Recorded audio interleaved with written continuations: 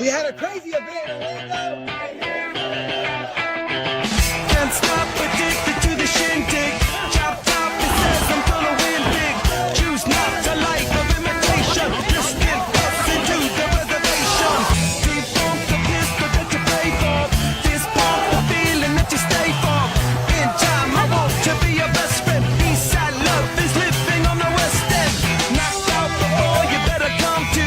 Don't die, you know the truth is some do. Go write your message on the pavement. Felt so bad, I wonder what the wave meant. White heat is screaming in the jungle. Complete the motion if you stumble. Go ask the dust for any answers. Come back strong with 50 belly dancers. Well, I love the tears. I've tried to be part of a wave. Can't stop. Ever wonder if it's all for you. The world. All right, what up, guys? What up, man? What's up, man? How you doing? Doing good. I'm still recovering. That was a long day on Saturday, and as you can see from that highlight we just played, lots of action. Yeah, it was a very long day. Started at woke up at like 8 a.m. and I went to bed at like 3:30, 4 a.m. Yes, it was You nice to be know, able to go back home, but nevertheless, that was a long one. yeah, it was nice to be in my own bed and be able to sleep in. I did sleep until like noon, but man, doesn't change the fact how long that day was. Man, so we had some absolute bangers on the card this weekend. Some great performances. Um, and despite us having like a unusually large amount of decisions, there was still a bunch of just fantastic fights. For sure. Um, Um, you know, Black Sand's gonna get on in 5 minutes. Man, there was so many fights, even the decisions, that were just they were such good fights. It's hard to really pick one as like the best fight or the best performance, the best finish, because there was nothing that was like, oh, dude's out cold, where it's like clearly that's the one. yeah, Um, man, yeah, there's a lot of good fights though. I mean, probably the closest one to that was the debut of Stone Cold, and that was probably the gnarliest, one of the gnarliest fights of the evening. But Yeah, nevertheless, there was just some good like back and forth action, some high level exchanges, just some fantastic performances in a card where typically when you see, I mean, I think we had double digit decisions. Typically that is indicative of a slower paced night. It was long, but it was still, hey, yeah. No, it was one of those nights where it'd be like decision, knockout, decision, decision, knockout, knockout. So it was, yeah, but we also had like what 23, 24 fights, yeah, and man, we had 30 something fights on Monday. Whenever the card was final fight week, so to lose that many fights on fight week also tells you that something's in the water out here in Orlando. Because you just I mean, I'm not mad that we did because we had a really good night of fights. We had this fight. The card was so stacked, but there were fights that we didn't get to see that I really wanted to see. We lost 2-3 at weigh-ins. One guy just said, "I'm just not gonna fight." One guy said he wanted to do kickboxing instead of MMA on the day of the fight. Some very interesting new excuses for fights not to happen for me. I've heard just when I think I've heard it all, I see and hear new things. so before we just kind of go over some results and talk about performances, I'm going to put you on the spot and just say like I'm on the highlight spot. from the undercard and highlight from the pro card without going in depth. Highlight from the undercard was like a moment for me that was really cool. I won't go too in depth with it, but was John Murray and Bashmere Winston. There was a reel's going to be made about it. But the moment for me was very. It was kind of funny. Like, I'm happy we do these press conferences and do little extra things when we can, because yeah, he made they were arguing about who's going to shoot first, and 10 seconds in, somebody took a shot. Yeah. I think everybody that was at the press conference, everyone that heard that bit, when they were watching that fight, I guarantee you they thought the same thing I did. I couldn't help it. I know we said something about it from the commentary booth, specifically about that moment as well. That was good. And so, congrats to John Morea Oh yeah, getting that champ status. everyone was talking trash, saying he couldn't make weight. I might have said it's gonna be pretty hard for him to make weight, but man, he showed up. He looked good on the scale. He looked great in the fight. So 45 is his home. I thought he was a decent size 55er. Yeah. And performance wise, he looked really good. So I was a little worried about him sucking out too much weight and it possibly having an effect on his chin, but he took a good shot from Bashmir and didn't phase him. I know Bashmir hits like a semi. So pro card highlight for me. I mean, I'm gonna go something different. You know, the flyweights were fighting the other night. That's my weight class. When I was coming up in the sport, and Scoot really impressed me, man. The final result of that, was that a split decision? I have unanimous Was decision indicated, but when I was talking to Hank earlier, I think he said it was a split decision. I thought Hank said split decision too, but I don't know, man. I mean, I think I was pretty confident Toledo won the first round, Yeah, he looked really good and in the first round. I felt like he started chasing Scoot a lot. Scoot started getting really good with his timing and like noticing things and seeing whatever he saw. But by the third round, man, Scoot looked like a matador in there, Hmm. and that was a big deal to me because Scoot's 1-0, took on a 3-0 guy who is a collegiate wrestler, high level. I mean, just he has a pace and a grappling skill that like it's very hard to find somebody that's that good. And man, he was making a miss. He was he just looked very good. I feel like that lets us know that like he might have got the juice. I want to see him fight more guys because that 1-0 fighting a 3-0 guy, like that's a challenge. That's a tough fight. I think one thing about that fight in particular, I was impressed by the cardio. I mean, I know they're 125ers and you kind of expect to see that, but as adamant and as hard as Toledo was chasing him down to try and get takedowns, and how well Edric was just like constantly moving and staying at range and keeping at range and avoiding takedowns, after the first round, it was just like, Yeah, that backpedaling jab he had.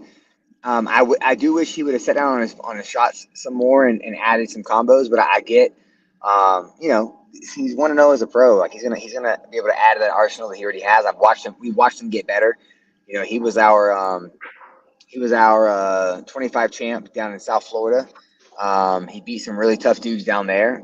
So our flyweight division right now is pretty dope, and I can't wait to see what some fights that's going to be made in the near future by Richard Cox, because we've got some studs at 25. all right. I see Coach Ben is settling in the green room, so we'll pop him in as soon as he gets situated.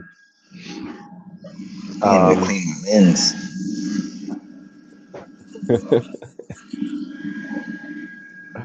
All right, that looks better. All right. So I think so for me, I would say on the amateur undercard, I was impressed once again by David Angel. King David Angel came out there, got a TKO in round one, and man, he just continues to look really phenomenal as he's made his switch to MMA, and I'm excited to see what he does, moving forward. He's going pro And next. oh yeah,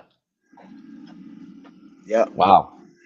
I mean, he's been looking good, so He's a violent kid, man. He's violent. He's mean. I think he's going to do well in the pros. I think it's going to be even worse for guys in the pros. And a performance I was impressed by on the pro side was Ali Abusalam. I thought he did really well. And that wasn't his debut, but that was, I think, the first time he's been with us. And he just looked good against a game, Aaron Walker, who was Yeah. taking a lot of shots, but he just showed kind of the whole package. He was hitting takedowns, looking good in stand up, and was just constant pressure the whole fight. And I think he had a fantastic performance. Yeah, it's pretty funny. Ali actually sent Richard like a video message saying like, "Hey man, like please put me on. I'll fight my heart out." Da da da. Like, let me fight Aaron. He missed weight last time. This whole thing about like, I'll come up and wait if I have to. Like, we weren't gonna have him on the card. We just didn't have an opponent, didn't have him matched up, and he was so persistent with Richard. And yeah, he fought for his spot, and he's promised a good performance. And I would say he delivered a really good performance. I was impressed. He has fought with us before. He fought with us against Alejandro Brugal, I believe the night that Ramon Tavares fought Crazy Horse. He Okay. fought Brugal for our title at 170. And then he lost the decision, but it was a good fight. So I knew Ali was going to bring it. That was as an amateur. That was as an amateur, yes. All right, I see. Let's see. We got Santa's in the house. Oh, you already know. Orlando, it was going down Saturday night. Another stack card, top to bottom, over 100 fights. And let me see. Ben, you ready? Yeah, man. I apologize. I just need to grab my tripod because my phone is falling over. All right. We were just kind of catching up a little bit and just kind of making a point of who we thought had good performances on the amateur undercard and the pro card, and we didn't get into too much details. We didn't go fight by fight. We were just kind of giving our opinion on some standout performances. Gotcha. What did you see there, Sam? Man, let's jump into the card. We're gonna end up all talking about all the fights out of order. Yeah, Anyway. I know Bashman owes Definitely. John Maria a ban. I know that. He owes him a ban. I love Bashman. I love both of those two fighters. I feel like the combat OG, I've been seeing them come up through the ranks. But I mean, Bashman, man, he shot first. Yeah, I mean, Bashman keeps writing bets that his he don't want to cash. That's actually was my moment of the night for amateur side. Miles was that. Yeah, I know everyone thought it. As soon as it happened, it was like, As soon as like, damn, he shot first. 10 seconds. 10 seconds. Man, that right hand that touched him changed the entire fight. Oh yeah, I mean for sure he got touched, but he hit John before that. Yeah. Pretty good shot, and John just we're here. So I wrapped John before the fight. Actually, I wrapped both of them. But John was telling me that this was the first MMA camp he's ever done. He said most of his camps he just boxed and kickboxed, and he'd get some like takedown defense and in sparring. But he went over to cross train at Fusion, apparently for this one. So he was actually doing a lot more MMA, probably a ton more grappling. He didn't have to show too much of it. That right hand sealed the deal early. He put a stop Bash dead in his tracks. Yeah, I feel like once you stop a person's initial takedown and then you sort of like, make the fighter, one sided. Once you crack them and then, all right, shit, I don't want to stand with this guy. So then you make it, one dimensional. All they have to do is just shoot in, for a take. It's kind of like, in football. Like once you stop an individual's, offense, their ability to run, all they're going to do is throw the ball. Well, just drop the safeties back. And I think that's what John Maria did. He's like, once I realize I can stop Bashmir's takedown, well, shit, I already know what he's going to do. Yep. Speaking of takedowns, we got some really big, crazy takedowns too. For me, Harvey and Bartolo, they both did some reckless shit. Yeah. And wow, I mean, And for Yeah. everybody who said that the choke was tight, even because Harvey and Jackson both showed up at the gym today, Harvey was like, "Hey Miles, why do you say my British accent on?" But he was like, "Hey Miles, it wasn't tight, it wasn't tight." I was like, I mean, just from my point of view, it looked tight, Harvey, but you got out of it. Though. You got out of it. He said it wasn't tight at all. I knew what I was doing. I was like, I know, I believe you, man. I believe you. Like, but he said for everybody out there who thought he was in trouble, he said he wasn't. He knew what he was doing. That's funny. It did look tight. Yeah, I was like, it looked. I was like, from where I was sitting, it looked tight, Harvey. But you got out of it, man. You Yeah. and His takedown was beautiful. It was crazy. I've never seen someone do something like backflip? that. Yeah, he literally did a backflip. I couldn't believe it. And then Bartolo, the body lock, his hips popped him in the air, and I mean the ride he took him on. That had to be scary as hell. Big guys. he just be slinging people around, and anytime he steps in the cage, man, that dude is just slinging people around. Harvey was in the back. Well, he just come back when I was rapping Maria, and he was talking to his coach, and he goes, "As soon as I touched his leg the first time, I knew I could take him down at will. So I purposely didn't because I needed to get more time in." Yeah, he's a little savage. No doubt about that. And taking on a much more experienced opponent in that fight too. I like Harvey a lot, man. He's become I'm a big fan of his after his last two fights. He's a little showman. He has some funny content online too. Has some pretty funny content. But yeah, Harvey and Bartolo were both kind of standouts for me. Bartolo was fighting a guy that was 5-0, also collegiate wrestler, had did big things in high school wrestling, and he was 5-0 in Muay Thai. So the guy Bartolo fought also a lot more experience than him, just like Harvey. Angel. Man. Yeah. Angel's opponent was quite a bit more experienced than him in MMA, at least. Yeah. We had a bunch of fights like that on this card. Man, Harvey's wrestling credentials are insane. Yeah, I saw that on his Instagram page. I haven't seen it. What's his? It's 9-time national champion in freestyle wrestling. Jesus. He He's from represented the UK. Yeah, He represented the UK at World European Championships, EU Youth Olympic and Commonwealth Games, and he was looking to bring his freestyle wrestling mixed with MMA grappling style fighting to the world. I'm not gonna lie, I talk a lot of crap about Brits not being able to wrestle, and people from UK not being able to wrestle. He's not one of them.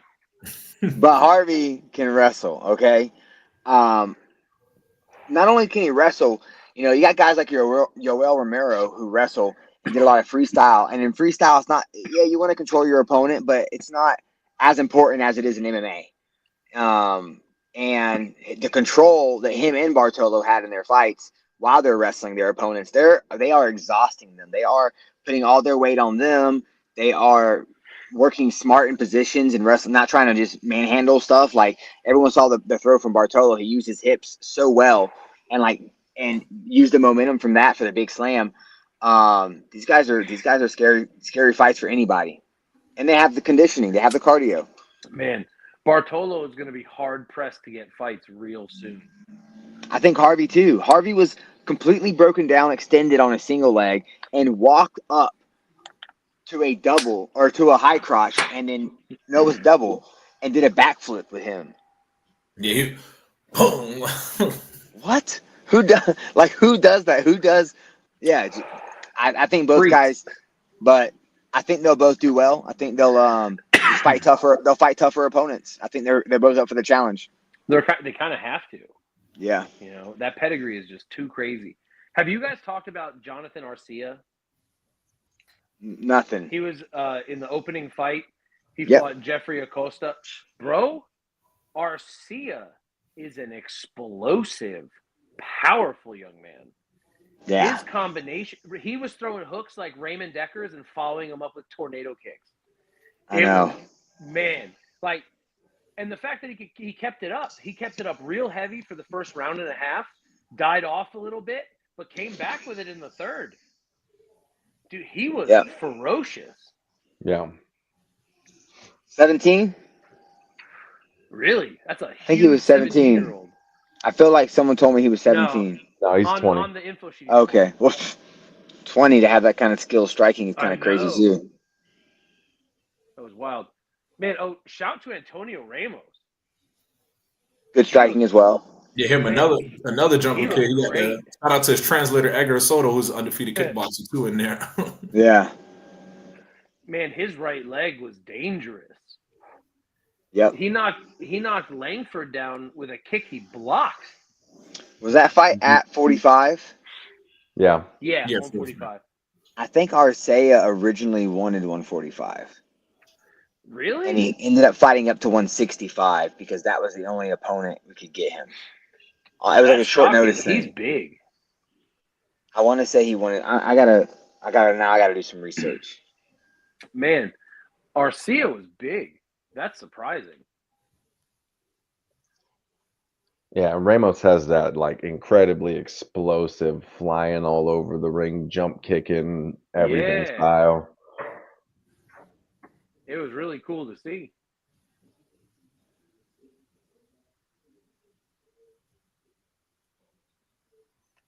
Yeah, Antonio, like every time he gets in there, I'm telling him, hey man, take your time and be calm, but still, just nonstop volume. Every shot doesn't have to be a power shot. It's like, okay.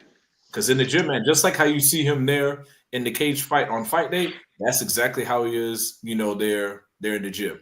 Explosive, and not just wild all over the place, but control. Like he knows what he's doing. It's not, Yeah. Sometimes these young guys, they just go in and just, no, like he knows what he's doing with a purpose. And I'm just something, man. In the gym, sometimes I see him like pull up. I was like, no, when you're there fight day, man, just, go.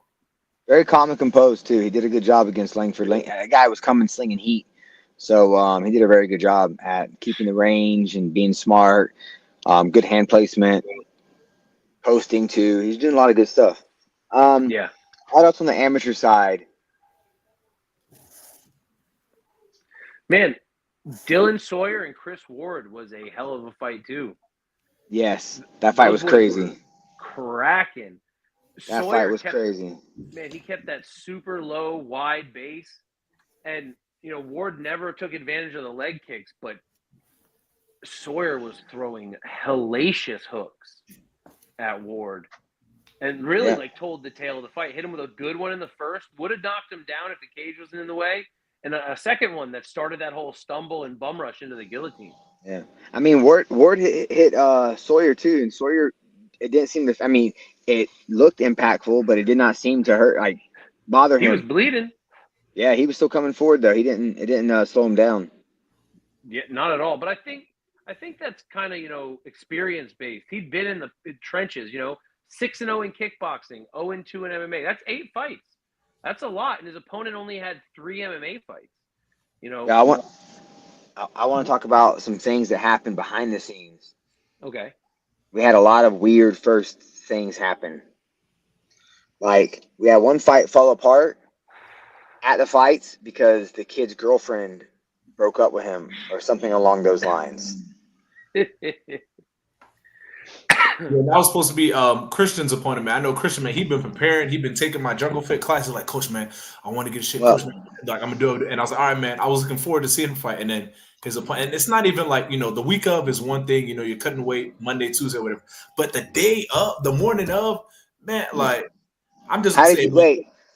Just See, I wasn't going to put the guy's name out there or the guy's opponent out there. Now someone gets sleuthed up, Miles. Well, I didn't say the name. I didn't say the name. I just. Hey, it happened.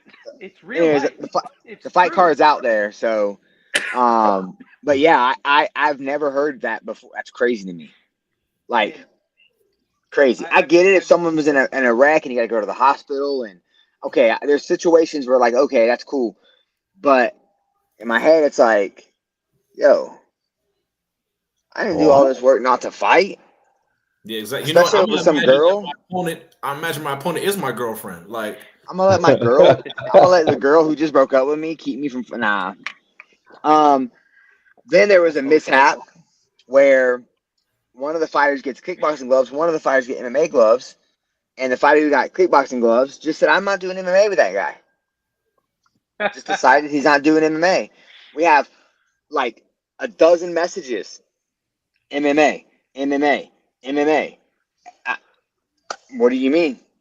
Coaches are like, sorry, it's our fault. Like, we'll take blame for this. And I'm like, Wait, so they didn't convey that to the fighter that hey, you're doing MMA? they said they did. I don't know. Listen, What weight class was that? listen, y'all trying to do sleuthing up, figuring out stuff. All right, it was a heavyweight fight. But here's my thing. Man, I just don't understand. Like, at the end of the day, if you did the work and you put in all this effort, and this is what you want to do for like a living, right? Like you want. I know a lot of these guys look up to guys like Polton and the Israel Adesanyas of the sport, and you just got to ask in the Justin Gaethjes and Max Holloway's, and it's like, yo, like you want to be one of the greats, but you're not willing to go out and be great. Like it's a fight. It's a fight. Did you In my have any head, fight experience, or this was he was just all right? This is my first fight. I want to just warm up with kickboxing. nope, had fight experience, Oh, he multiple kickboxing fights. had That's what I'm kickboxing saying. and MMA fights before. No MMA fights, but kickboxing. Oh, okay. So that's probably why I guess he felt more comfortable with kickboxing. I don't know, Yeah. So man. they say, coaches, hey, coaches, I don't want to do MMA. I just want to do kickboxing. He seen his opponent and he was like, See, here's the problem though, and I say this very proudly. Like, I will never ask a fighter to do something I haven't done, but I also expect fighters not to do things I have never done. I don't expect them to miss weight. I don't expect them to bail on 24 hours notice because of some woman, like, you know what I mean, or stuff like that. It's like, or I don't know. It's crazy to me. I can't. My brain can't even compute it, and I don't want to be one of those old guys like, oh, this generation. But anyways, carry on. Now, We'll carry on. generation is soft. We'll carry You're not on from wrong. that subject. We'll go to the This next. generation, this generation is soft, man. I've never heard oh man, relationship issues and stuff like that. Like, that happens or whatever. But I've never heard of somebody like the day of the fight be like, hey, I want to do this. It's that you can't switch up. I don't know what that is. You can't switch up the rules the day of. Yeah, Like, I will say this though. Because we're not desperate to put on fights. So maybe other promotions, hey man, people really need to save the fight card. So we'll switch it. Not a comment. You don't want to fight? All right, we got 20 other more fights. But here's the thing too. There are some dudes that don't fall into that trap in this generation. I want to say that too. You got guys like Mike Bartolo, who I knew was battling multiple injuries this whole fight camp, and he was like, "I'm not fucking pulling." He's like, "You're gonna chop my leg off before I pull out." So I knew he was battling injuries. There's Tim Abdil Shahid, and there's all kinds of guys all over the place that are doing the right things. Jackson Stanford, I know Jackson was coming off an injury. Issues. Yeah, and he was like, I'm not even going to do my normal backflip, but I'll give you a cartwheel. Like, Yeah. So I just, Then you got the guys who save it, like a Shane Mistretta, who takes whatever fight you present to him. Yeah. There's a handful of them out there for sure. Yeah. Well, I think it's also, can come down to where they're training and the coaches and stuff and getting their mind right for the game, which is like, this changes. You don't have an opponent for 6 months that's rock solid guaranteed. Like, that shit's going to change potentially. So the only thing that you can guarantee in this sport is that you can't guarantee anything. That's it. Like, you never know. That's why I got mad props for guys like Luis Perez, who stepped up on like 3 or 4 days' notice for his pro debut. There's a lot of guys out there that are doing the right things, but it's like 80% of them are not. But anyways, it's I think that's it for thing. I think the teens coming up are going to be astonishing. Yeah, there are some. I mean, then you got guys like David, King Angel. Yeah, David Angel's like, put a body in front of me. He don't care who it is. Yeah, he's ready to hurt got people. The nose to prove it. Yeah, he's ready to hurt people. And when you look at what our amateurs look like now in comparison to what they looked like, 5 years ago, it's like night and day. They look like pros from 5 years ago. Yeah. Man, the first fight of the night on the pro card, I'm not gonna lie, I was a little shocked. I thought Eric was going to oh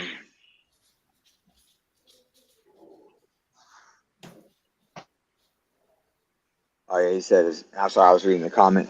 I thought, Stephen Owens lost to Christian Mokia here in Florida. just doing some MMA math. I saw that he was mostly a grappler, and I know Eric's mostly a striker, and Eric's pretty elusive like Scoot, or he can be. But man, Stephen Owens, the pace that guy set, and he's got to get control of his weapons for sure. He made a lot of fouls. I've never seen somebody get 2 points taken away and still win a fight. And still win. Like that just shows, I guess, the dominance of him. Yeah. Wait, First round was very. I missed but that. That was the first pro fight? Yeah. Yeah. It was crazy. How did he get points taken? Fence grab. Oh, okay. No. It was all elbow in the back of the head. It wasn't the fence grab one? Oh, That it was Pati. Oh, okay. Yeah. Pati. Yeah, the official missed probably one of the most worst. egregious one, which cut him on the back of his head. So it was like evidence. Obviously, this was the back of his head. He's bleeding from the back of his head. And then a few more came in after that, and then he ended up getting points deducted for those. I'm also not discounting the fact of how hard it has to be to fight while getting fucking elbow to the back of the head. Let me say that too. So, maybe if you are going to commit a foul, it should be that one, because now your opponent's concussed and you lost a point. But Owens impressed me. His jiu-jitsu exchanges or scrambles, insane first round. I wish the fouls didn't happen and we could have seen, whatever, but it's a fight game. I think the ref made the right calls by dinging him those 2 points. I thought it was going to be a win for Eric. I thought Eric won the first round.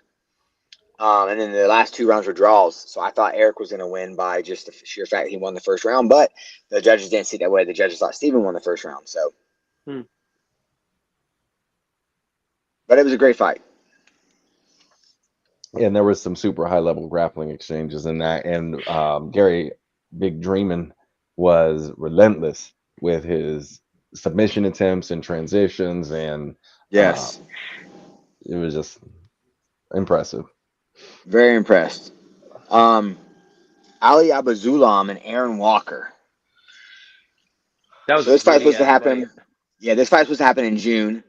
Aaron missed weight very, very badly, and basically it was like he just like kind of I don't know if it was like I'm not cutting him more weight, or I don't remember what it was, but it was something along those lines. So we made this fight again. It was at 175 pounds, so 5 pounds extra. Aaron still missed weight. Jesus. So Aaron and Ali have a lot of history, and it wasn't getting any better. But it was a nice gritty fight. I felt like, Aaron lost the small moments where he needed to do something. And on the feet, his third round was good, but first and second round, man, it was all Ali. Yeah, man. Yeah, I feel Aaron, every time he started trying to like rush in, like he started sometimes if those first couple punches don't land, then he started like overcommit, whereas like he wasn't following his feet behind his punches. He was like overextending, and those were the moments where Ali was capitalizing. If you leave yourself extended, you can't stop, the takedown. All you got to do is just wait for that big moment and just step in, and that's what Ali did. If Aaron would have just moved his feet just a little bit, for to get closer to touch up your opponent, then he was swinging heavy. Oh, yeah. All it takes is just one to connect. But when you get overzealous and desperate to throw that shot, man, that's it. Your opponent, all you have to do is just reach your shoulders and just duck under and, take control. And that's what, Ali did. Yep. You grappled Aaron before, didn't you? Submission grappling series? Yeah, I grappled. That was at 205. That was like over 200 pounds. Yeah. How did it feel? Was it weird announcing guys that you've competed against, or was it like cool to like, I got respect for this guy now? Or just didn't think about it?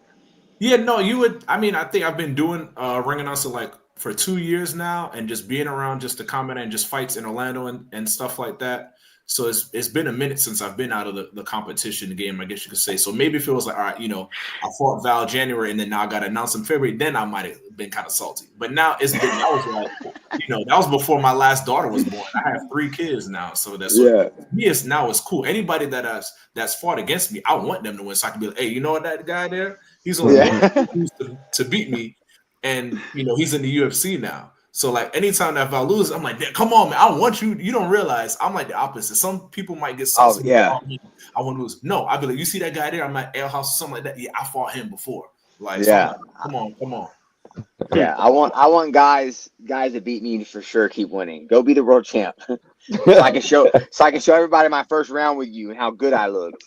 Yeah, exactly. Like the other dude I lost to in the PFL, Carl Williams. He's now a heavyweight and is like 5-0 in the UFC. UFC, yep. Like that dude only beat me decision because he was bigger. He laid on me, so I'm just like, hey man, go ahead, keep winning. Like, For sure. What other fights? I I want know we were to talking about. talk about the people's superstar, Cody Judd, the one, Cody Judd. the only, the people's star, Cody Judd. Yo, he's such a sweetheart of a guy. Like he's got a very kind heart on him. It's crazy that he wants to fight. He's downright jolly at all Yeah. points in time about everything. I know if we could For real, put that his, Donaldson posted. if we could put like his, yeah, I saw. He said, "Watch this." If you could put his spirit and willingness to fight into some other people's athleticism, you have dangerous Killers. Yeah, man. It's surprising. Like I think I was saying in the back, I was like, Cody Judd could fight tonight, and if something happened with someone in his weight class at the end of the night, he would fill in and fight again. No question. Yeah, Donaldson's video was a trip. He said, I "You felt ready bad. for this?" I couldn't stop laughing. Like it was like I was like split. I was torn down the middle. Like this shit funny, but I was like, oh man, like because I knew Jackson was gonna fuck him up. Like I trained with Jackson on a daily basis. Like, bro, I was rapping Kevin Hine, and Cody Judd was right next to us, and we finished the rap, and Hine's kind of moving around, and Cody starts talking to him about like fighting and being a fighter, and Kevin's like grabs his shoulders, and he's like, "It'll be you and me in the cage one day, buddy. I mean, I hope not, but it could happen." So I'll even Cody meet you said that to Kevin. No, Were you- Hine said that to Cody. He's like, "I'll Oh, even yeah. meet you at heavyweight anytime. Just let me know when you want to do it, but not tonight. But not tonight." Like, What? oh yeah. Interesting. Were you recording the hand wrap job you were doing by any chance while that happened? It was after. It was probably like 15 minutes after. I wish What an it was answer. during, but I was rapping Collardi as well, and he was sitting right next to us, talking the whole time to no one, just to the room. It was Cody Judd's the best. All right. That's probably not the best though. That fight needs to not never happen. Richard Cox is never gonna make that happen. No. No. If he does, I will step in and I will say no. You are a bad man, sir. But then speaking Don't do that. of Kevin Hine, and we're talking about points being taken away and incidentals. That yeah. that heel, one, this was to me the toughest test that I've seen Kevin Hine face against Jordan Moore, and then two, we had him in ankle lock there. What are your guys' thoughts now that it's the fight's over? There's no commission around. What are your guys' thoughts? Man. Yeah, I think it was intentional or it was by accident. Man, like, firstly, like we talked about this on the mic before when Kevin's fought. How hard can you push it and keep that up? When you're like all tense. Yeah, I mean, how he fights. Right. He fights 150% all gas, no brakes. Motherfucker, you're going to have to survive, and it's going to be hard. And he's got a good minute, maybe 90 seconds, and then he falls off that cliff of energy. We saw a distinct drop-off, and that's when Moore started getting back in the game. Now, Hine wasn't done, but, he had to charge that battery a little bit before he could get back to work. And, you grapple, my man. Scrambling will suck the life out of you. Yeah. And they scrambled. They were in that leg lock tangle. Things got rolling. And we could see from our perspective that inside heel hook he bit deep. He was in the elbow, which I don't think is as efficient, but he was deep in the elbow, right? He was in danger. And here's the thing. Hine picked his foot up over his head and slam that heel down.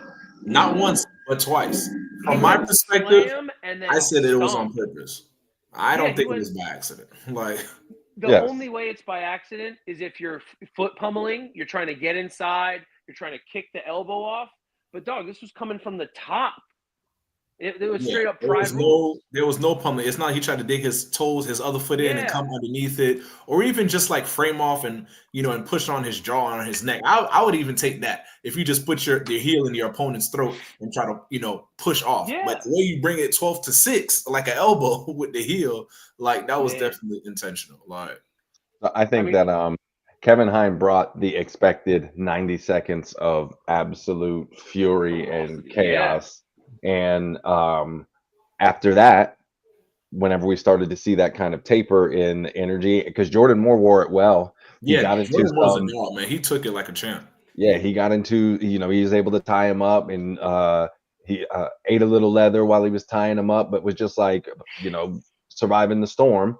And whenever he was able to get Kevin to the ground, it was like, oh, okay, this is a big, strong grappling guy, and he's going to be able to do some work with him when he got him to the ground.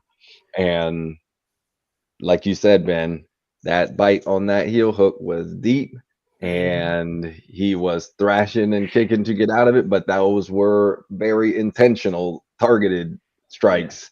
Like, Yeah, okay, panic. It was panic mode. Like, now I'm saying he was trying to, viciously, like, all right, let me hurt this guy, but it was intentional. Like, if somebody got their heel hook on me, I'm going to do whatever I got to do. It's either tap yeah, or do that. Yeah, exactly. He's like, I'm not tapping, but I'll kick you in the face a couple of times. Like, he did. Now there was a huge size difference there. Moore was like distinctly bigger.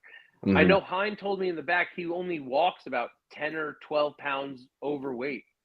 Makes it easy to get to 205, but when you're dealing with a guy who's coming down from 235, that's a big size disadvantage. That weight allows you to absorb damage. That weight is heavy when it's on top of you or pressing you against the fence, and that will suck you like the life out of you.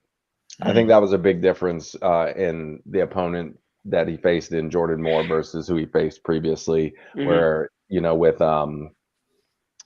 Javier, that's a guy that could probably be at 170 or 155 fighting up at. I think Hein can 205. make 185. Yeah, he probably can. Yeah. And in his pro debut, he fought PJ, who Mhm. was a heavyweight at one point, but has been down in that 205 range for years now. So it wasn't. Oh my God. Hey, kitty. Got my visitor. Wasn't the same case as with Jordan Moore, who could probably walk around at 250. He's a big boy. Yeah, he's a big fella. So, it was interesting to see, and unfortunate that it ended that way. But it was probably about to end anyway. Yeah. Yeah. And you don't see a lot of leg locks in MMA nowadays. So props to Moore on catching that inside heel hook. That was clean.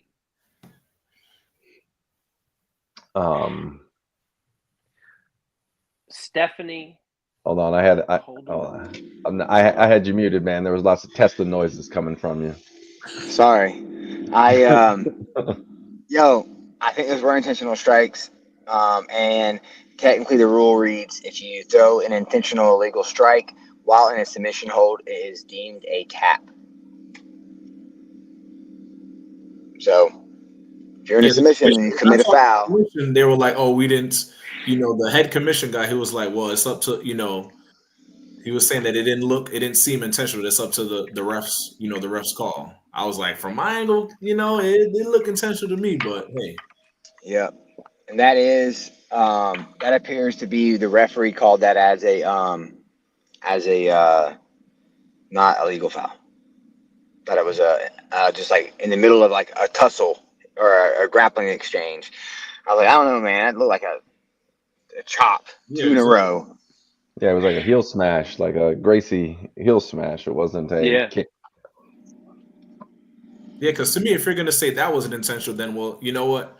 The elbows by Owens wasn't intentional, or the defense grab by Patty. That was just oh man, sitting me down. I just grabbed, like, to me, going like this is no different than my heel coming down like this. Like, Yeah. so you just got to keep it consistent the whole night, in my opinion. No, I agree. That was a unfortunate end of that fight. I don't know, man. I thought Jordan was winning that fight up to that point too. Jordan, I feel like I guess one of them connected well with his jaw, but I was surprised Jordan didn't continue too. I kind of heard him a little bit, every third or fourth word when he was talking to the ref. He was like, Yeah. I can get up, but I'm dizzy. And the ref was like, stay where you're at. You still got time. Yeah. I just kept kind of lip reading the word. I'm not 100%. I'm not the best lip reader, but Z's are pretty distinct. So that's what I took from it. But I understand, a heel, like, if from my angle, it looked like that heel went right to his temple. Mm-hmm. And a heel to anything is bad. Heel to your temple is terrible. Yeah. So what about Catalina Romero versus Stephanie Stone Cold Calderon? Yeah, it went as expected. I thought that Catalina would give Stephanie a little bit more bang for her buck, being that she was 2-0 as a pro already. But I knew it was going to go that way. Just I thought maybe it might happen in the second round or maybe later on in the first round. But Stephanie, man, she's a dog. Another Combat Night OG, amateur belts with the organization, and making her well anticipated pro debut. So it went how I thought. Standing up on the feet, Stephanie gonna lump you up until the referee, calls a stop to it. Man, she was just weaving that right hand through the gap in Romero's lead hand. She was just threading it behind that. I can't remember if it was like late first round or early, like when that eye started swelling. But man, It was after 2 punches. She kept hitting the same spot over and over. And I mean, I heard a couple people say that should have been stopped sooner, and I understand why it wasn't. She still had her hands up. She was still moving. She was firing back. She wasn't hitting nothing, but she was trying. You know what I mean? I do not think her corner made a mistake by throwing in that towel. I think that even could have been a little earlier, but I understand why it went as long as it did. But in the last moment, like when the ref waved it off and she walked to her corner and she dropped to her knees, and at this point her eye had completely swollen shut. Like, it's always hard to see. You always hate it, but she could have gone down. She didn't have to take that. She wanted to. She wanted to fight, and we have to respect that. But, sometimes the ref's got to save you from yourself too.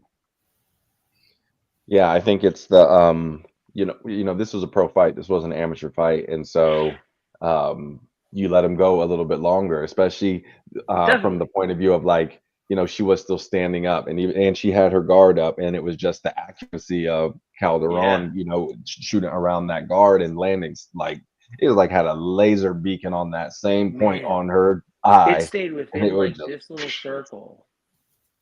Yeah, and the between the time of the towel being thrown in and the last strike being landed, it was only like a second or two. So, like you said, the towel could have been thrown in earlier, or she could have gone down and covered up instead. Yeah. But I think that she didn't necessarily have all of her wits about her in that moment because she was eating some lasers. Yeah. Another thing, no, the towel doesn't have a meaning. Like the refs tell you the rules meaning. The towel, you can throw in whatever you want. It doesn't matter. You have to tell the ring judge, and they will tell the ref. Yep. The towel symbolism, and I'm sure if the ref sees you throw the towel, they know what it means. Yeah. But he has to check with the ring judge. Yeah, that was a rough one. As a fighter, I say, good stoppage right where he stopped it. I know what I signed up for. As a promoter, as a someone who is concerned with fighter safety, could have stopped it 3 or 4 punches sooner. But matter of opinion, if you ask me. I think it feels slower in the moment because of the adrenaline, so it feels like a longer time. Because even as a viewer, when someone's taking that kind of a beating, time gets a little more or a little dialed down, you know, and it Mhm. feels longer than it actually is. When you rewatch it, it's seconds. Yeah. In the Yeah. moment, it's like a Rocky moment. Yeah. Yeah. She was every now and then throwing a punch. Like, ugh. But man, the support that she had was only trumped by 2 people, which is crazy. I feel like the 3 people. How did I do that? It was only trumped by 2 people. But before we get to those guys, Cedric Lasant back on the winning side of things. Got a big first round finish. Elbows viciously. Or no, second round finish. No, it was Vicious first round. elbows. Was it? I think it. Yeah, it I was should have round just shut. I should have just shut my mouth. one. You had it. But great job. Late first. Hats off to him. Getting that finish, and yeah, I'm sure that's a good confidence building fight for him, and I can't wait to see. I know he'll get right back to it. I know he wants to run. He wants to get there. Good. He had a bit of a rough patch there. It's nice to see him turn it around. He had a really solid performance for Scolardi. Yeah, I think it was two back-to-back split decisions, or was it a split and a unanimous? I think a split and unanimous. Yeah. So, and then Hunter man, Chambers, Jeremy Williams. That one had some I- exciting build up. Man, I've never seen Jeremy fight before. This is the first time. He starts out like a fucking rocket, man. He goes right to it. Yep. And dude, Hunter did a fantastic job staying calm in that moment. It's terrible to start and get stuck on someone on your back when you're dry and riding well. A body triangle is never comfortable, you know, and he was chill in that moment, only to come out in the second and be like, now you're a little tired. You ain't running across. Hunter did great work with his frames, shucking off, maintaining the distance in the middle. He fired on breaks, and when he got the opportunity to throw ground and pound, he did so aggressively. Like, beautiful performance by Hunter. He's really turned his stuff around. He had a really hard start. I think he went 1-2, and then he defeated an undefeated guy in his last fight, and now he's defeated Jeremy Williams. He's making a good name for himself in this moment. I don't know what he's doing in Colorado, but it's working for him. He looks fantastic. Yeah, his cardio was great. He's a very aggressive and not dirty in a bad way, but just like he makes it a dog fight. Yeah. On paper, I thought Jeremy was going to catch him in a submission. Or if he didn't fix the cardio issues, lose a decision. I saw some of that in his fight with Michael Larimore. First round came out just same, got his back, dogging him. Clearly wins the first round, and then second round just started to make bigger mistakes. You could tell he was tired. It's hard to go from grappling to striking and striking to grappling. Like, you got a really good gas tank, especially to hold a body triangle for that long. And he had Hunter on top of him for most of that. You can't, if you get a dominant position like that, I think work to make it more dominant, work to get on top of them, the body triangle, rather than carrying their weight on you. And it's hard. If you're on top of them, now they got to defend punches that are effective, and they got to defend a choke. If they're on top of you, they just got to worry about a choke. Yeah. Man, also when you look at their records, Hunter had a much deeper resume. He fought guys that were undefeated. He fought guys with multiple fights. Jeremy, especially in the amateurs, really didn't fight a guy with more than one fight until his last one, where he fought Latrell White. Oh, a trophy for the belt. Yeah. That's Well, he an beat. impressive win. Latrell's a dog too. Well, I mean, he beat Shane Godoy, that I think is a hugely impressive win as well. Shane Godoy had a Shane Godoy beat Elijah Morales in his last fight with us, I believe. Yeah. And Jeremy has a win against him too. Like, Jeremy's Jeremy has He's fought some got some tough nice dudes, wins.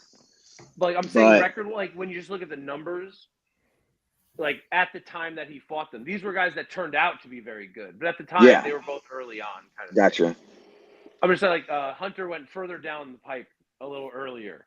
Like he Yeah, had, he had a lot. he had other dog fights. I think he had a lot more amateur fights as well too. Yeah, he had 11 or 12. Yeah, So that alone, that's triple the amateur fights of Jeremy Williams. yeah, but I think that fight really came down to cardio though. At the end of the day, I think that Jeremy picked a pace that his cardio gas tank was not willing to couldn't keep up with. Yeah. And if he gets to finish in the first round, Awesome. we don't know nothing about his cardio issues. But I think Derek Babcock finished him in the second round with a rear naked choke. Okay. Him and Derek fought Rise of a Warrior in Fort Pierce. Mm-hmm. So the grappling, he's been susceptible to it in the past. Jordan Nash too, and again, he lost by rear naked choke, but it took Derek a minute to get there. I saw a lot of improvement in Jordan Nash's game in this fight too, in defending the back and defending the chokes. And Yeah, Nash. Go ahead. Oh, so, we talked about this in the booth. Nash is a fantastic brawler. He's a long guy. He works good on the outside. He throws unorthodox and he hits really hard. But his 3 losses were to a get him down, guillotine. you take his back. Yeah, he turns his back. He gives up the neck. He definitely improved it. Derek did take some time to get to it, but it was the same story. Yeah. Either in this moment, if you want to compete, stick with striking base, stick with bare knuckle, but in the meantime, you should deep dive into your grappling if you want MMA to be your sport.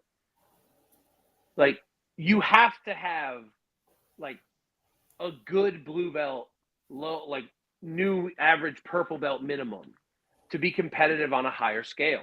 You have to know the ins and outs. You might never use them, but you have to know them so that they don't get used on you. No, for sure. I think he's getting there. Like I said, I think Derek has one of the best. I mean, his record proves it. Back take, rear naked choke, out there in the regional scene for MMA, and it did take him a while to get there with Jordan. But yeah, you gotta be able to stop the takedowns if you want to keep it standing. At least that. But man, and Cody. We got Sierra in the chat if you want to talk with her. Well, I'm gonna talk. Let's finish up this pro card. Yeah. Cody and Derek, their crowd, insane. Yeah. Insane. They roll out like that. It was very surreal. I felt like I was in their hometown. Yeah, they had nieces, cousins, grandma, auntie, mom, that neighbors. They had everybody. Very respectful fans too. Like they weren't shouting. They love fights. They love fighting. I really enjoyed having them with us.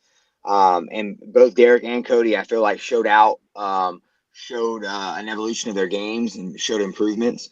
Especially Cody. Cody spent the whole fight standing with Latrell, who we all know, throw some heavy hands, and it's just it was impressive to watch them guys continue to grow, add to their undefeated streak, in the pros. I'm really looking forward to some big fights for them in the next 6-7 months.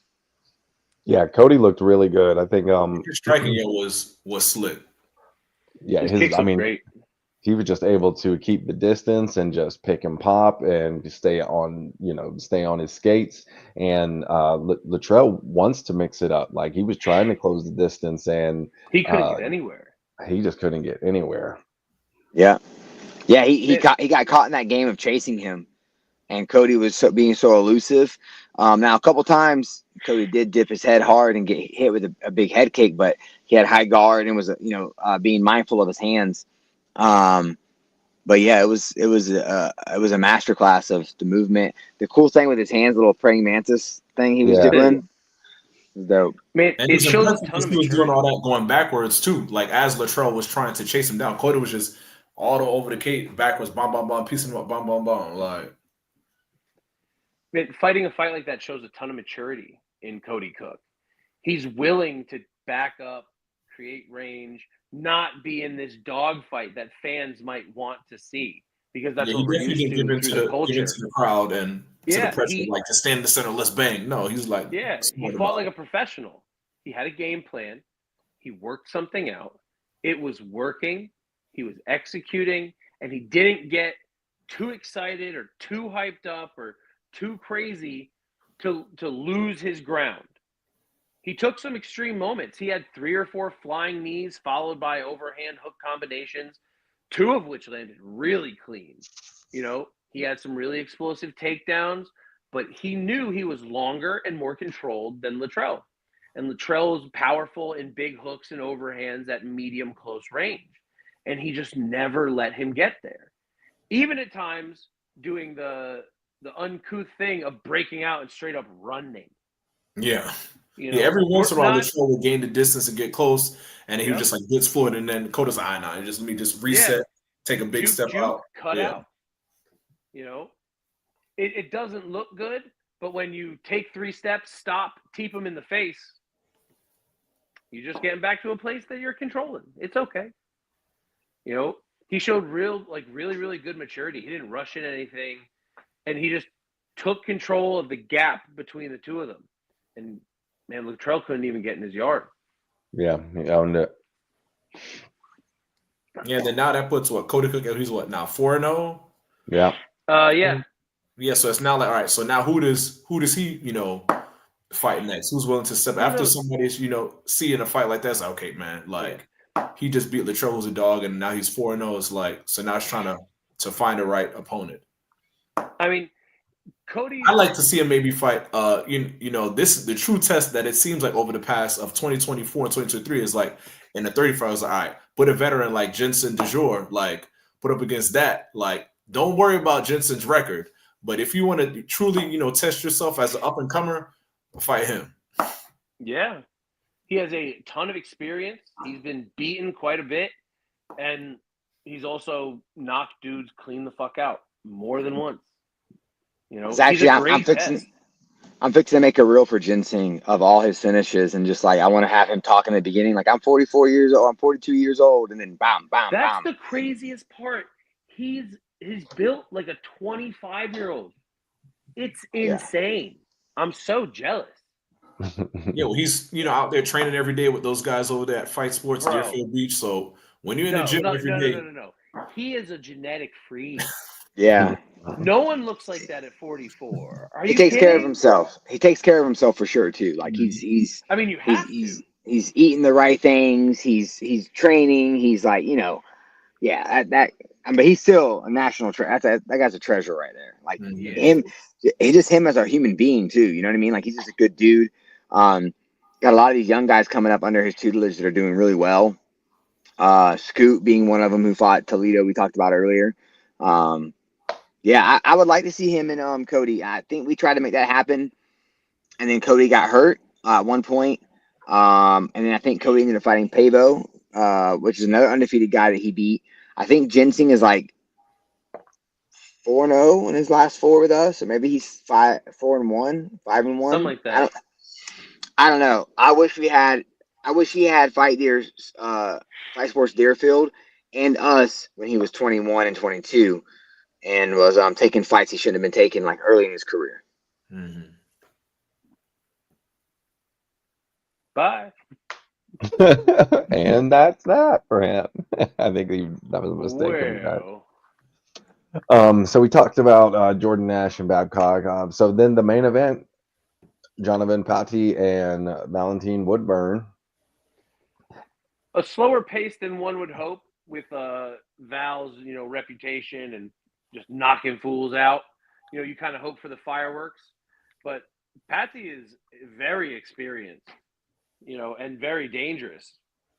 Also another big guy. Val's a big dude, at his weight, and so is Patti, but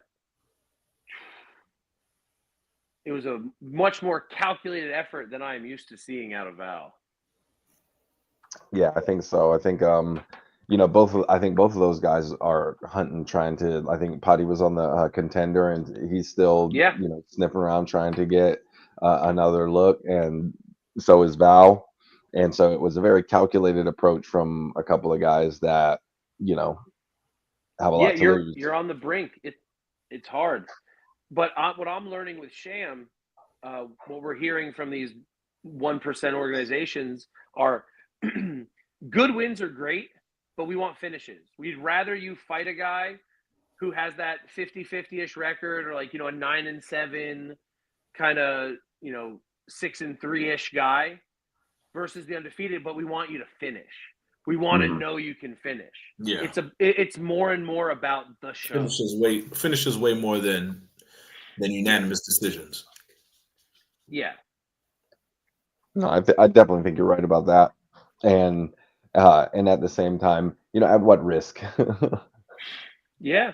Because when Patty came out, man, he did a few like super athletic things, jumping off the cage wall and stuff, and I was just like, oh, he seems like a pretty dynamic guy himself. So And he's from one of the better gyms. Yeah, Jackson you know? Wink. He's a Jackson Wink product. His ability to get up using the fence was beautiful. Val couldn't hold him down. Unfortunately, he was holding on to the fence one time pretty egregiously. And dude was like so blasé. Like he's the whole crowd went ooh, and he was like, "Whoa, okay, nah, my bad." Like, yeah, you know, whatever. It happens. Yeah, like it's hard. It even happens to me. Like I coach about it. I'm like, you have to make a conscious effort not to grab. And then one of my guys picks me up and naturally, bow. You know, it just happens. But yeah, he was hanging on. He was hanging on, and I think there was another point, unfortunately for him, where he hit Val with a pretty solid hook and dropped him, but then followed it up with a knee to the head. In you know, it was in a questionable position as he was on the ground, and I think that stopped action there for him in that moment, and that might have been like one of the highest points of the fight for him in terms of getting an edge. I mean, he only had a few moments to make something happen, and he tried. You know, Chael Sonnen rules. If you ain't cheating, you ain't trying. Or was that Ric Flair? I don't know. It was one of the two of them. But overall, that was a fantastic pro card. Great amateur card. I'll say this: almost as good as a Broward card. I wish we had a pro amateur Broward card to compare it to. You know, I wish we had more pros down south. But we got to have a fan out there who's like really into statistics that could break down like the Orlando cards and the Broward cards for like which ones had more finishes, which ones were like more exciting, which one had more decisions. But then you guys got to pick, is it Orlando or is it Kissimmee? Because that's a lot more shows. You're going to thin out your numbers. Kissimmee, Orlando, where's Disney at? Kissimmee is Orlando, yeah. Where's Disney at if you ask anybody? Orlando. All right. They never heard Sound of Kissimmee. like Cam Patterson. Because then if that's the case, if we're going Kissimmee or Orlando, then all those fighters from Palm Beach County that come down to Broward, can we, you know, put their fights into the stats and stuff like that? There's no Palm Beach show. Yeah. Well. That there's only the Broward show, so that is the show. You know, I will say this: I think the Kissimmee shows are better than the Orlando shows. Because they have a whole bunch of pro Orlando shows. Just because you like Orlando, I'm just saying. I mean, Central Florida in general definitely has the best events. Miles won me over. I think just watch 3 weeks; they're going to change your mind again. Well, Tallahassee would be in a tie for first or right behind it now, but we need statistics. I think that Orlando's got to be the best. You know, but I hear bias in y'all's voice because you live in Orlando. No, I've argued with Miles about this for like a couple of years now, and not said Orlando. Like I've pretty much stuck with Tallahassee because it's like and he's like, yeah, but why is Tallahassee so good? He's like, because you bring Orlando fighters to Tallahassee. And I'm like, I will say Not the wrong. guys from Orlando definitely travel way more than the people in Broward. Broward people, are they spoiled because it's like they got Miami and Fort Lauderdale that like they think that everyone should come to them? The I guys don't know, down south do not travel. the amateurs, definitely not. But there were so many shows happening down there for a while. They didn't have Yeah. to travel, but they're gonna need to travel now if they want to get fights more. And that's why you see guys like Scoot coming up. Scoot's traveled a couple times because he knows he's got to get fights. But yeah, I think when Combate slowly withers away into the nothingness abyss, we'll probably come down there and do an event, pro event. Yeah, absolutely. I think it's South Florida definitely is yearning for a Combat Night pro show. Just got It's to been do a it. while. It's a lot that goes into it, to be honest with you guys. And Because Broward's damn expensive. I'm finding that out. Broward's expensive, but all the event centers are expensive. But unless you're in like a small town you can get away with it for a little cheaper. But the major cities, it's going to be hard. In Broward, what I don't know is like what pros actually sell tickets, what pros don't. Where here in every other market, all the guys who have like 5 or 6 fights, like I know who sells tickets. I know who is going to market their fight well. I know who's not going to pull out. Like I know these pros very well up here, and it makes it a lot less stressful to do an event in these towns. Where when we go down there, we're going to have to work with a lot of pros that we don't normally work with, and figuring out who's actually going to promote their fight, who's actually going to show up on fight day, who's going to make weight. It's a little harder down there without all that kind of pre-existing knowledge. Yeah, I said when it comes to South Florida, you're gonna have to rely more so on the credibility of the gyms. You know that you already have relationships Yeah. with, whether it's like a ATT Palm Beach County or MMA Science Academy or somewhere like that. Yeah. I mean, we do a great job down there. The amateur shows are always packed. It's always a good crowd. But pros just a lot more risky, man. And we had successful shows down there before, so it's not like I'm not concerned about having a successful show.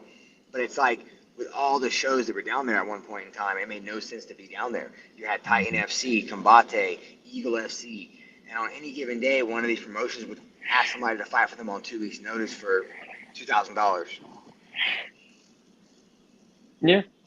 So but now as they fade away, it makes a lot more things are starting to make sense to do an event down there. I always like the Broward event. Mitchell, while you were gone, we talked about Pati versus Bao. Did you have any comments on that? Man, Val said a couple weeks ago that he like with a little shit-eating grin was like, "Who knows? Might have seen me wrestle this whole fight." I didn't really think that was going to really happen. I was impressed with Val's control and the grappling exchanges and kind of some of the smart decisions he made. I think both guys kind of respected each other's power a lot. Like they both knew like either one of them could put out someone's lights. I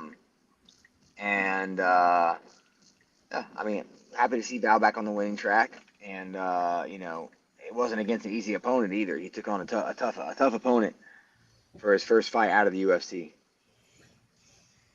I mean, if you want to get back, you got to have a fight, Yeah, I mean, Val's never had. Look at Val's record.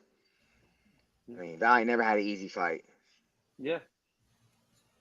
I mean, some might argue that Black Santa is, easy peasy, slice of cake, night out. But I mean, a lot of people think Miles is tough. Now, I'm not even gonna even warn that when it comes in because in your heart of hearts, you know that's not even true. So, Miles, the internet wants to know. After watching Kevin's fight this week, how do you feel about him challenging you in his previous fight? after that, I'd say now Jordan Moore definitely makes Kevin Hine look a little bit more human.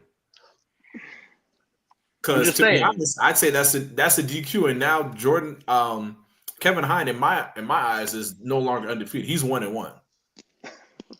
Like he's 1-1 because that was a DQ, and especially after the first 90 seconds, Jordan kept his hands up and was able to deal with the power and the aggression and started slowing him down. when it came down to the going into the next round. Like, but let's ask the real question: how does Santa feel about delivering some early Christmas presents? I don't deliver early Christmas gifts. I gotta get paid more to deliver early Christmas. It's kind of like Amazon Prime. If you want it next day, you're gonna have to pay. Or you can just wait these 4 to 5 days. All right. Yeah. I one last thing about Kevin. Everyone was wondering. That was definitely something everyone was wondering. Like, how long can he keep that pace up? And I wonder if that's something that he's going to be able to fix for his next fight. Because you got to. So he's finally had the experience. Right? Yeah, exactly. You got to figure beforehand. It was like no one can survive me. Yep. We see that in a lot of fighters nowadays. No one can survive me, and then someone does. So either what's that training camp like after? Especially I see he also too changed gyms. Before he was with Warren Peace MMA, and then now he's with Genesis. It was a totally different coaches in his corner. Okay. Yep. So he's either got to go, okay, I have this explosive power, but I need to use it in bursts, or can I get my cardio up to where I can do this for longer, or just go, fuck it, live and die by the sword, A lot of guys do that. Man, a prime guys make example, it far Randy doing Costa. that. Randy Costa made it all the way through the UFC, got up into like the higher ranks, and that was his game. If you look at his record, if he won, it was in the first by knockout. If he lost, it was in the second or later. Yep. All by finish. It was all gas, no brakes. And only for a round. Yep. Oh. All right, y'all. I'm getting home. It was good talking with you fellas. Recapping the event. So we'll be back for Combat Night Broward on April 25th. And we'll check in with you guys and get a rundown of that card before that happens. But until then, thanks for joining us, and we'll see you next time. See ya. Later.